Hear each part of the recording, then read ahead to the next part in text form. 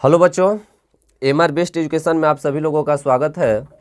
मैं मंटू सर आप लोगों के सामने आज लेकर आया हूँ संस्कृत, यानी संस्कृत का आज हम प्रैक्टिस करेंगे और देखेंगे कि हमारा कितना सही तैयारी हुआ है। ठीक है, ये 100 वस्तुनिष्ठ प्रश्नों को हम लोग देखेंगे। ये हमारी परीक्षा के लिए काफ़ी यूजफुल होगा, यानी इस वीडियो से हमें लगभग 20-25 नंबर का इजाफा होगा। इस वीडियो को शुरू करने से पहले हम कुछ प्रत्यय पर बात करते हैं। कुछ बच्चे ने 2-3 दिन से लगातार कमेंट कर रहे हैं कि सर थोड़ा प्रत्यय का वीडियो डालिए, प्रत्यय का वीडियो डालिए। तो थोड़ा समय का अभाव है, लेकिन फिर भी आपकी बातों को यानी आपकी समस्याओं को दूर करने के लिए हम 2 मिनट बाद पहले कर लेते हैं प्रत्यय पर, तब इस वीडियो पर हम लोग चलेंगे। तो देखिए, प्रत्यय आपके परीक्षा में 2-3 नंबर का आता है, तो थोड़ा इसको समझिए। देखिए यहाँ प्रत्यय के विषय में प्रत्यय क्या होता है, तो आप जानते हैं कि प्रत्यय जो होता है धातु के अंत में लगता है। प्रत्यय धातु के अंत में लगता है और उस धातु के अर्थ में क्या कर देता है, परिवर्तन ला देता है। यानी इसकी परिभाषा कई रूपों में लिखा जा सकता है कि प्रत्यय वो शब्दांश है जो शब्दों के अंत में लगकर उस शब्द के अर्थ में क्या कर दे, परिवर्तन कर दे, उसे हम बोलते हैं क्या, प्रत्यय। तो प्रत्यय मुख्य रूप से देखा जाए तो 3 प्रकार का होता है। प्रत्यय मुख्य रूप से कितने प्रकार का होता है, 3 प्रकार का होता है। कौन कौन, तो कृत प्रत्यय, दूसरा तद्धित प्रत्यय और तीसरा स्त्री प्रत्यय। तो कृत प्रत्यय क्या होता है, जो धातुओं के साथ प्रयोग होते हैं। यानी जो धातु, इतना तो समझ रहे हैं कि प्रत्यय जब भी लगेगा धातु के अंत में लगेगा। प्रत्यय जब भी लगेगा वो धातु के अंत में लगेगा। और उपसर्ग जो होते हैं प्र, प्रा, अप, सम, अनु, निस, निस, दूर, दु, उत, तो उपसर्ग जो होते हैं धातु के पहले लगते हैं। तो उपसर्ग लगता है तब भी धातु के अर्थ में परिवर्तन होता है, और प्रत्यय लगता है तभी धातु के अर्थ में परिवर्तन होता है। फर्क बस इतना है कि प्रत्यय धातु के बाद लगता है और उपसर्ग धातु के पहले लगते हैं। ठीक है, तो प्रत्यय मुख्य रूप से देखा जाए तो 3 प्रकार का होता है। एक कृत प्रत्यय। कृत प्रत्यय किसको बोलते हैं, जो धातुओं के साथ प्रयोग किए जाते हैं, और इसे हम बनने वाला जो शब्द होता है वो कृत दंत कहलाता है। ठीक है, चलिए दूसरा है तद्धित प्रत्यय।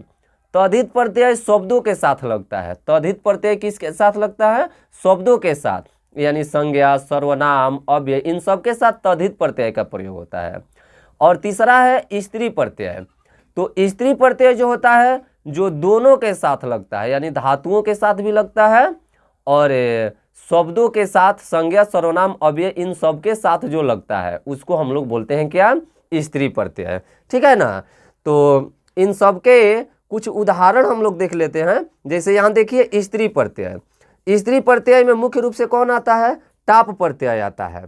तो टाप प्रत्यय जहाँ जुड़ता है उसमें आ, लास्ट में आ लगा रहता है। तो आप लोग पढ़ चुके हैं। जैसे मैं पुल्लिंग से स्त्रीलिंग बनाने के लिए स्त्री प्रत्यय का प्रयोग किया जाता है, जो धातु और शब्दों के साथ इसका प्रयोग किया जाता है। तो देखिए टाप प्रत्यय जब जुड़ता है, ठीक है ना, ये स्त्री प्रत्यय को थोड़ा देख लीजिए। टाप प्रत्यय जब जुड़ता है तो लास्ट में आ होता है। जैसे लेखिका, लेखिका में कोई आपसे, जैसे लेखिका का लिखना होगा तो लेखक प्लस टाप। तो लेखक क्या है, पुल्लिंग है, और टाप आपका प्रत्यय हो गया। तो टाप कौन सा प्रत्यय हो गया, स्त्रीलिंग प्रत्यय हो गया। तो लेखक धन टाप बराबर क्या हो गया, लेखिका। इसी तरह गायक धन टाप गायिका, वाचक धन टाप वाचिका, नायक धन टाप नायिका। ठीक है ना। तो जिसमें आप देखिएगा बालिका, इका इका दिखाई देगा तो समझ जाइएगा लास्ट में तो वो टाप प्रत्यय है। ठीक है। अब एक बाद इंगी प्रत्यय है, इंगिस प्रत्यय है, इंगिन प्रत्यय है। ठीक है, कोई डीप बोलता है, डिस बोलता है, डिन बोलता है। आप इंगी प्रत्यय, इंगिस प्रत्यय और इंगिन प्रत्यय, तो इन सब के लास्ट में ई रहता है, बड़ी ई। ठीक है ना। तो इनके विषय में हम ज़्यादा बात नहीं करेंगे, लेकिन एक उदाहरण जरूर देखेंगे।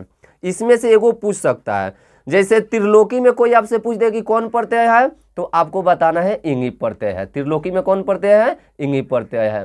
नारी में कौन प्रत्यय है, तो इंगिन प्रत्यय है। नारी में कौन है, तो इंगिन प्रत्यय है। और श्रीमती में क्या है, तो इंगी प्रत्यय है। ठीक है ना। अब थोड़ा चलिए ये वाला जो दूसरा हम देख रहे हैं कृत प्रत्यय और तद्धित प्रत्यय, इसके कुछ महत्वपूर्ण उदाहरण 2-4 गो और देख लेते हैं। तो देखिए यहाँ यहाँ आदाय में कौन सा प्रत्यय होता है? तो याद रखिएगा जवना के लास्ट में य होगा, आदाय, प्रदाय, आहोय, विलोक्य, जवना के लास्ट में य होगा तो समझिएगा ओकरा में लेय प्रत्यय होगा। ठीक है ना। यहाँ आदाय का यदि हम प्रत्यय विभाग करेंगे तो आधन दाधन लेप होगा। तो ये लास्ट वाला क्या हो गया है आपका? प्रत्यय। प्रत्यय के बगल वाला क्या होता है? धातु। और धातु के बगल वाला क्या होता है? उपसर्ग होता है। जब 3 गो रहता है तो समझिएगा एगो प्रत्यय है, धातु है और उपसर्ग है। ठीक है ना। 2 गो रहेगा तो समझिएगा प्रत्यय है और एक बगल वाला क्या है? धातु है। धातु का पहचानने का एक अन्य तरीका होता है जो रूट में दिखाई दे देगा, तो समझिएगा जो रूटा में दिखाई देगा वो अपने आप में क्या है? धातु है। ठीक है ना। तो चलिए, पठितु में कोई आपसे पूछेगा तो समझिएगा तुमुन प्रत्यय है। तुम रहता है, पठितुम, खेलितुम, लिखितुम, तो एकरा में तुम प्रत्यय है। पूजनीयम, पूजनीयम में कौन सा प्रत्यय होता है? तो अनियर प्रत्यय होता है। क्या होता है? अनियर प्रत्यय होता है। पूजनीयम 3 रूपों में चलता है। पूजनीयम नपुंसक लिंग हो गया, पूजनीय स्त्रीलिंग हो गया, पूजनीय पुल्लिंग हो गया। तो पुल्लिंग में पूजनीय होता है, स्त्रीलिंग में पूजनीय होता है और नपुंसक लिंग में पूजनीयम होता है। तो इन सब में कौन सा प्रत्यय है? अनियर प्रत्यय है। सेवमानव में कौन सा प्रत्यय है? तो सानज प्रत्यय है। पठनाम, लेखनाम, खेलनाम, भ्रमनाम, एकरा में कौन प्रत्यय है? ल्यूट प्रत्यय। यानी जवना के लास्ट में नम नम दिखाई दे, पठनाम, लेखनाम, खेलनाम, तो समझिएगा ल्यूट प्रत्यय है। पठित्वा, त्वा रहता है तो समझिएगा कत्वा। पठिता, खेलिता, लिखिता, भ्रमिता, तो एकरा में समझिएगा कत प्रत्यय है। ठीक है। पठितव्य, खेलितव्य, लिखितव्य, तो एकरा में समझिएगा क्या है? तव्यत प्रत्यय है। ठीक है। इससे आपको 2 नंबर का इजाफा हो जाएगा। ठीक है ना। तो अब आइए हम लोग चलते, ई आपका था कौन सा? ई आपका आएगा कृत प्रत्यय और तद्धित प्रत्यय के अंतर्गत, वो उदाहरण था, और ये आपका स्त्री प्रत्यय हो ही गया। ठीक है। तो अब आइए हम लोग और भी जो बिंदु हमारा जो छूट रहा है उसका हम प्रैक्टिस कर लेते हैं। चलिए इस वीडियो पर अंत तक बने रहें और आप लोगों से रिक्वेस्ट है कि हमारे वीडियो को आगे से और अन्य बच्चों के साथ इसको शेयर करें ताकि उनको भी परीक्षा में कुछ लाभ मिल सके। चलिए, पहला हमारा प्रश्न है कि उच्चारण प्रक्रिया का ज्ञान किस शास्त्र से होता है? उच्चारण प्रक्रिया का ज्ञान किस शास्त्र से होता है? तो शिक्षा शास्त्र से होता है। ठीक है। तो इसका क्या होगा? ए होगा। पहला का क्या होगा? ए होगा। दूसरा, वेद किस प्रकार का शास्त्र है? वेद किस प्रकार का शास्त्र है? तो वेद आपका नित्य है, नित्य प्रकार का शास्त्र है। जगन्नाथ में कौन सी संधि है? जगन्नाथ, तो जगन्नाथ में कौन सी संधि है? तो जगन्नाथ का संधि विच्छेद करेंगे तो जगत, जगत धन नाथ, तो जगत धन नाथ, तो हलंत आ रहा है ना, तो ये आपका हो जाएगा व्यंजन संधि। तो इसका उत्तर क्या मारेंगे? व्यंजन संधि यानी बी। चौथा देखिए, चौथा कह रहा है कि चौथा आपका है कि पुष्प आश्रिता में कौन सी, पुष्प आश्रिता में किन वर्णों की संधि हुई है? पुष्प आश्रिता में किन वर्णों की संधि हुई है? तो बताइए, तो पुष्प आश्रिता में किन वर्णों की, किन किन वर्णों की संधि हुई है? तो आपको क्या करना है? आपको इसका संधि विच्छेद कीजिए। तो पुष्प आश्रिता का तो क्या हो जाएगा? पुष्प धन आश्रिता, तो पुष्प धन आश्रिता, तो क्या देख रहे हैं? पुष्प अ प्लस आ, अ प्लस आ रहा है ना, तो अ प्लस आ रहा है, तो कहाँ है अ प्लस आ? ए में दिया है ना, तो इसका सही आंसर क्या हो जाएगा? ए हो जाएगा।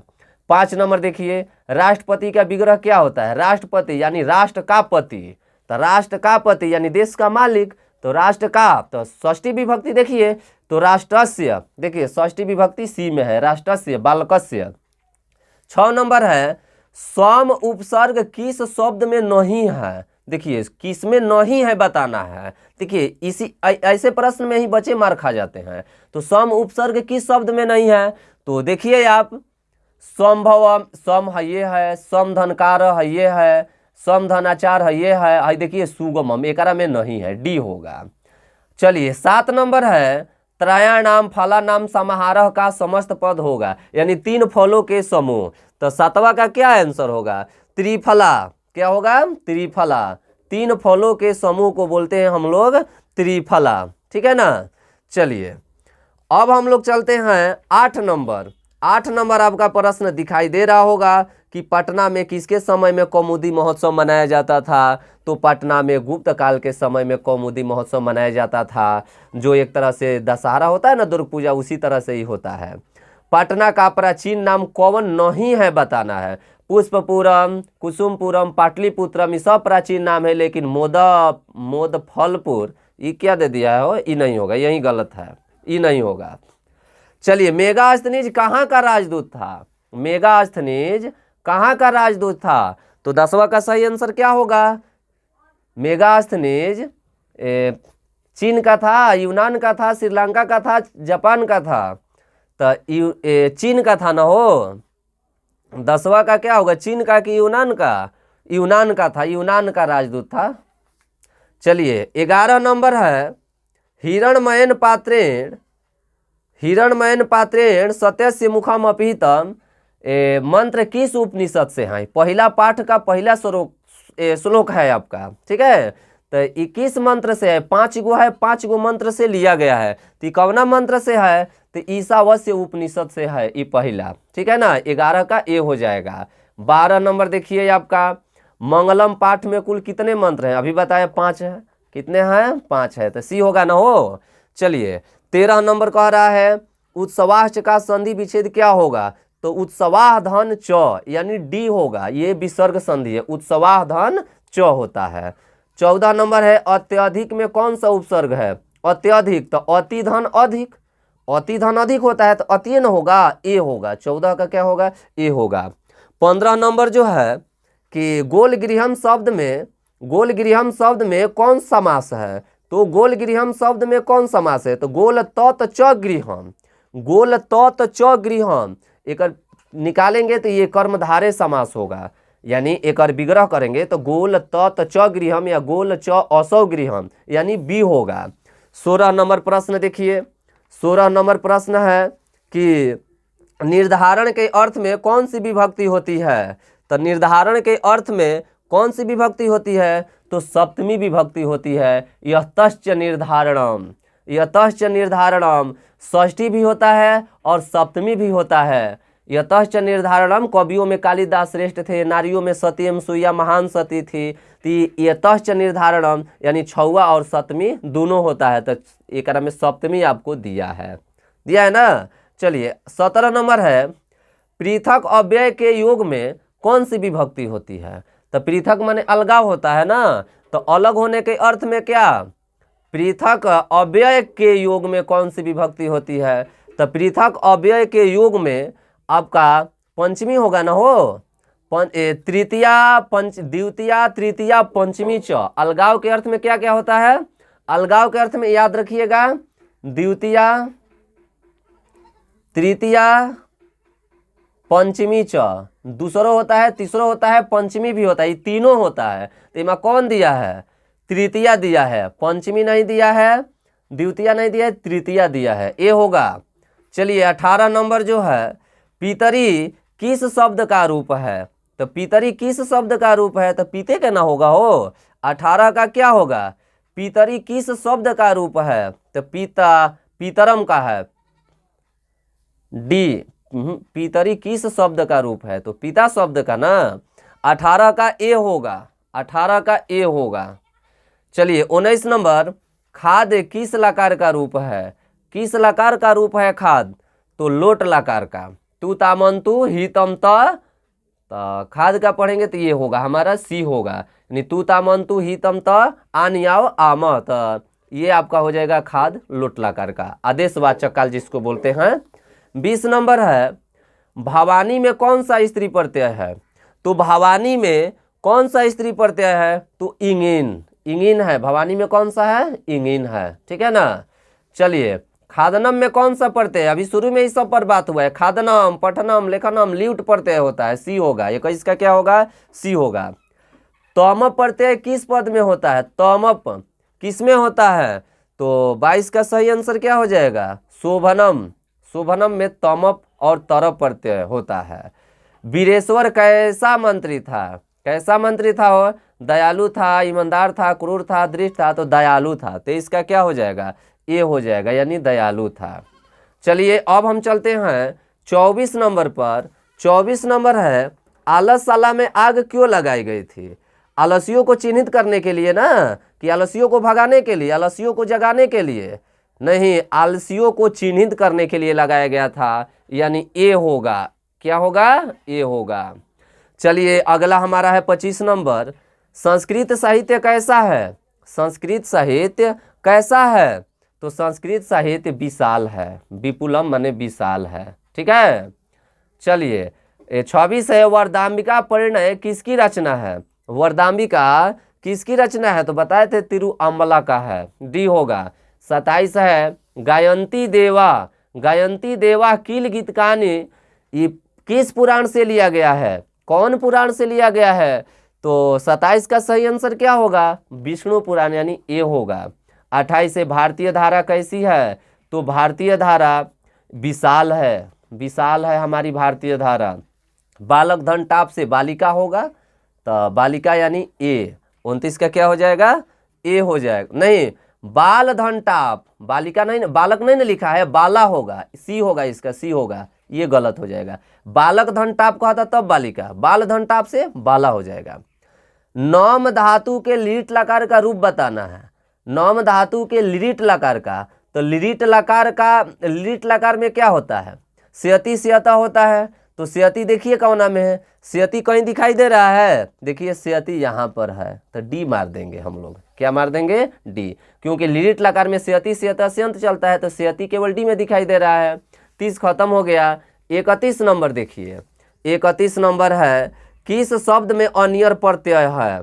तो दर्शनीयम, पठनीयम, खेलनीयम, इन्हीं सब में न होगा, तो यानी इसका सही आंसर क्या हो जाएगा? सी हो जाएगा। मनुस्तव्यम में कौन सा तद्धित प्रत्यय है? तो कौन सा तद्धित प्रत्यय है?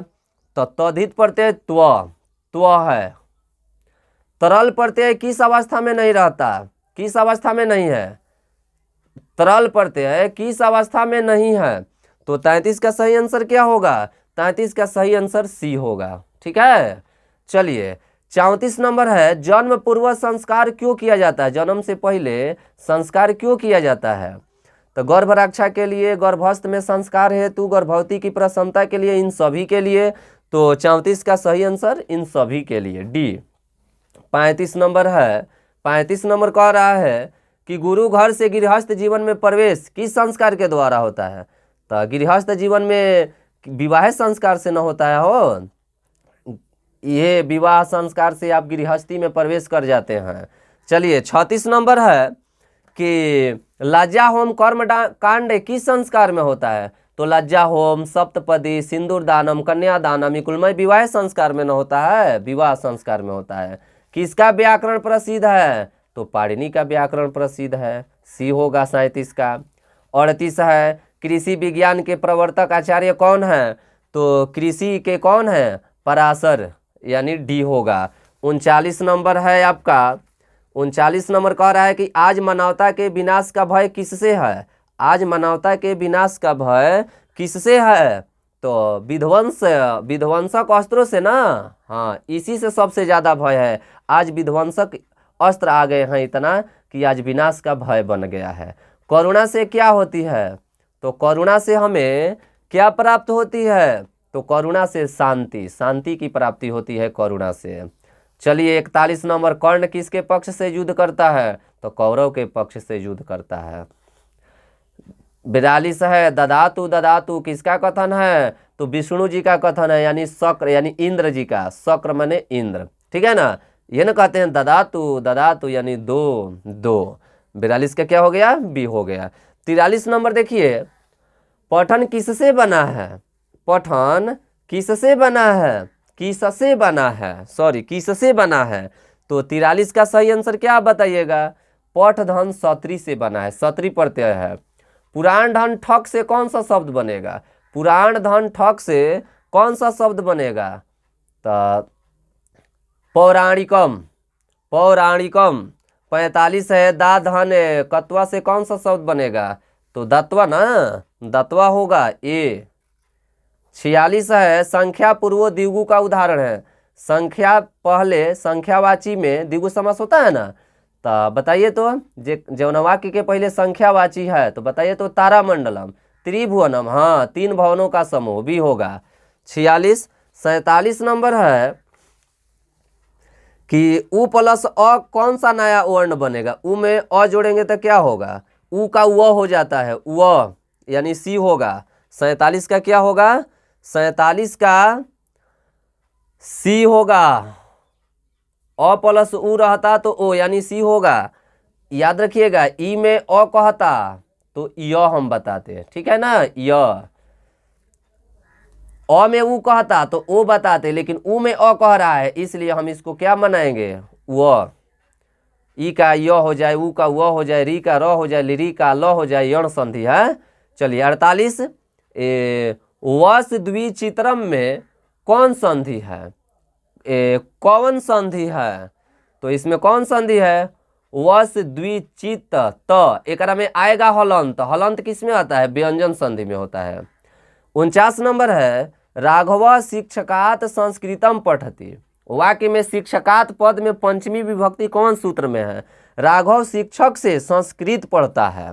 तो शिक्षक से संस्कृत पढ़ता है तो एकरा में कौन होगा, नियम पूर्वक न पढ़ेगा। शिक्षक से जब पढ़ेगा तो नियम पूर्वक, तो नियम पूर्वक में क्या होता है, अख्याता प्रयोगे पंचमी, बी होगा।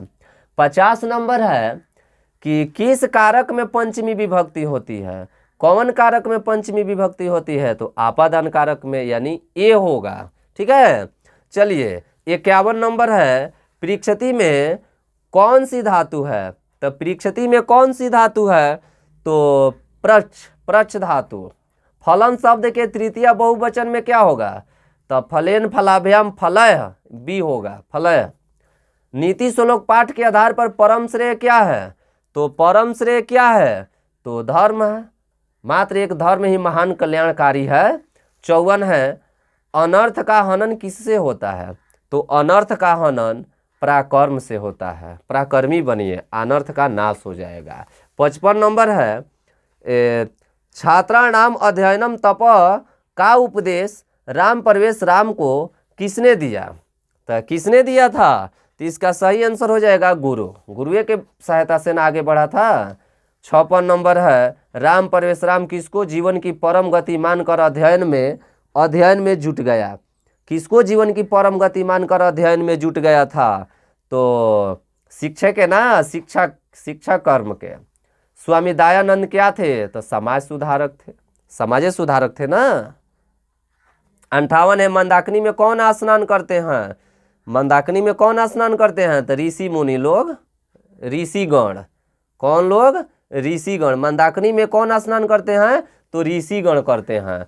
चलिए 59 नंबर देखिए, 59 नंबर है, 59 नंबर क्या कह रहा है, थोड़ा सा धुंधलापन है, थोड़ा 1 मिनट। चलिए देखिए 59 नंबर है कथम मरात्मके त्वयि विश्वास, किसकी युक्ति है, क्या मरात्मके त्वयि विश्वास, क्या मुझ पर तुम्हें विश्वास नहीं है। ये कौन कहा था, कौन कहा था, हो पथिक कहा था कि बाघ कहा था, पथिक। मरे हुए जीव पर विश्वास क्यों करे, ये पथिक बोला था, ये होगा 59 का। 60 है गौवे गो शब्द के किस विभक्ति का रूप है, गौवे गो शब्द के किस विभक्ति का रूप है, तो ये चतुर्थी विभक्ति का रूप है। अ प्लस ओ के मेल से कौन सा, तो अ में ओ जोड़ेंगे तो अ हो जाएगा यानी ए होगा। चलिए 62 है उपग्रामम का विग्रह होगा, तो ग्रामस्य समीपम, गांव के समीप। उपग्रामम यानी समीप के अर्थ में उप होता है, तो ग्रामस्य समीपम यानी गांव के समीप, तो क्या होगा, बी होगा इसका। चलिए 63 नंबर है कि आपादान कारक में कौन सी विभक्ति लगती है, पंचमी विभक्ति लगती है। राजन शब्द के तृतीया विभक्ति एक वचन का रूप कौन सा है, तृतीया एक वचन कह रहा है, तो तृतीया एक वचन में राज्ञा होता है, ठीक है ना, मात्रा पित्रा। राघव पद में कौन सा तद्धित प्रत्यय है, तो राघव, तो राघव में अण प्रत्यय होता है। ये परिधन छेद की संधि होगी, तो परिच्छेद क्या होगा, परिच्छेद। तो देखिए तो कौन परिच्छेद, बी वाला जो देख रहे हैं ना, ये असली है परिच्छेद। 67 है प्रत्येकम का विच्छेद होगा, तो प्रतिधन एकम। प्रतिधन एकम कहाँ दिखाई दे रहा है, बी में दिखाई दे रहा है, ठीक है। 68 है किंचित में कौन संधि है, तो किम धन चित, किम धन चित, किम तो म में हलंत आ रहा है, तो हलंत में कौन व्यंजन संधि होता है, बी होगा 68 का। 69 है कि किस समाज का पूर्व पद प्रधान होता है, किस समास का, तो संख्या पूर्वे द्विगु, पहला पद की प्रधानता अव्ययी भाव समास में होता है। अव्ययी भाव समास में पहला पद की प्रधानता होती है, तत्पुरुष समास में दूसरा पद की प्रधानता होती है, ठीक है ना। चलिए 70 नंबर है, कर्म कुशल का विग्रह क्या होगा, तो कर्मणि कुशल होता है, कर्मणि कुशल होता है, कर्मणि कुशल, हाँ सी में है। 71 नंबर है कि संख्या पूर्वे द्विगु सूत्र का उदाहरण कौन है, आपको बताना है कि संख्या पूर्व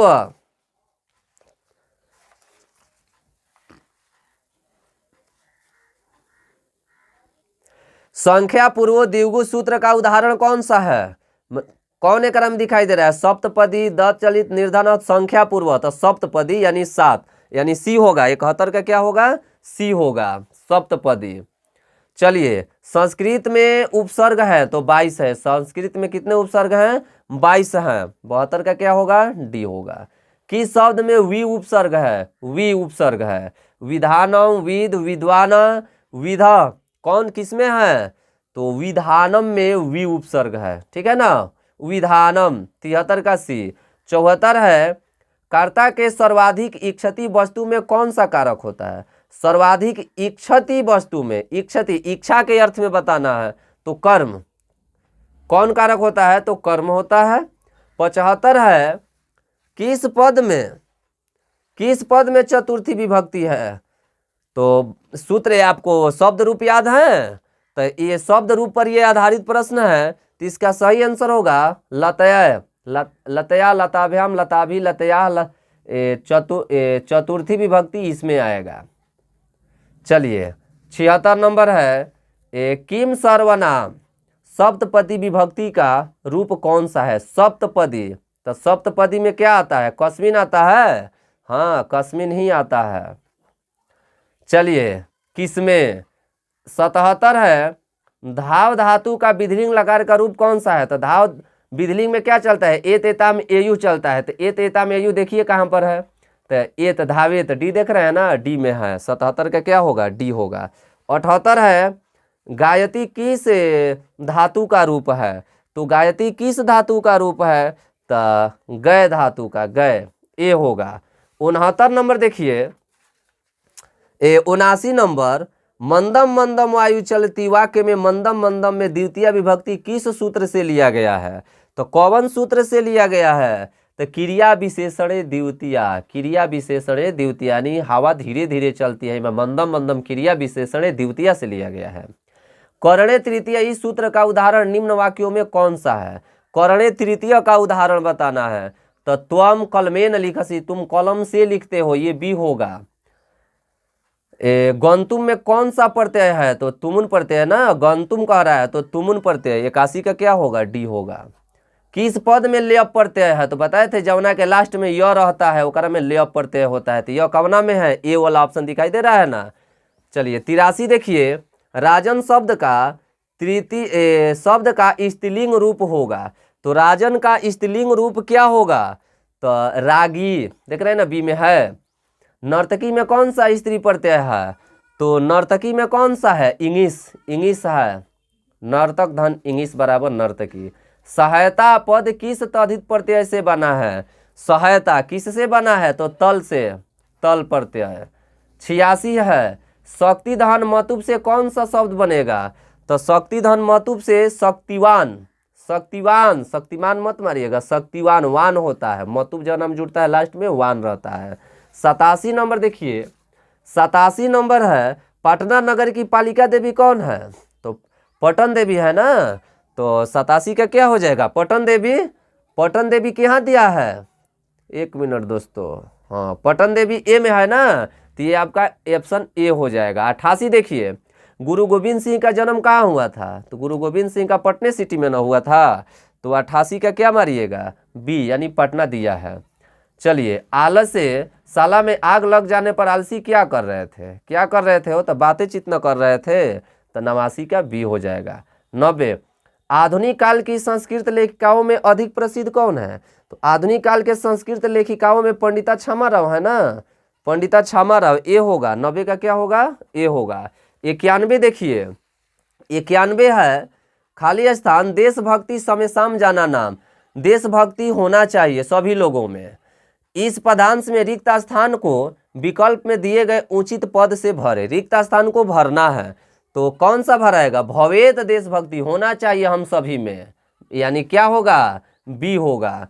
92 है मरणादनंतरम खाली स्थान संस्कार अनुष्ठियति। रिक्त स्थानों की पूर्ति कीजिए।